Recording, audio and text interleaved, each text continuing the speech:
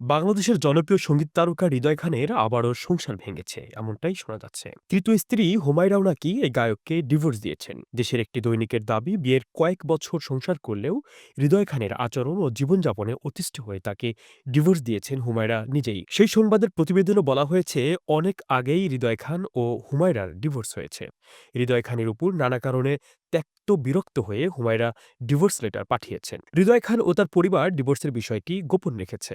এ বিষয়ে হৃদয় খানের ভাষ্য, বিষয়টি খুব সেনসিটিভ, তাই এটি নিয়ে আপাতত কোনো কথা বলতে চাই না। নিজের চেয়ে বয়সে বড় জনপ্রিয় মডেল অভিনেত্রী সুজানা জাফরকে বিয়ে করে মিডিয়া পাড়ায় হইচই ফেলে দিয়েছিলেন হৃদয় খান।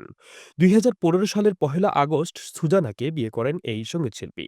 এরপর ২০১৬ সালের ৬ এপ্রিল তাদের ডিভোর্স হয়ে যায়। ২০১৭ সালের ১০ই সেপ্টেম্বর পারিবারিক আয়োজনে হুমায়রাকে বিয়ে করেন হৃদয় খান। বিয়ের কয়েক মাস পর রাজধানীর একটি ৫ তারকা হোটেলে হৃদয় খান হুমায়রার বিবাহোত্তর সংবর্ধনার আয়োজন করা হয়েছিল। শাহ মোহাম্মদ ওয়ালিউল্লাহ, তরঙ্গ টিভি।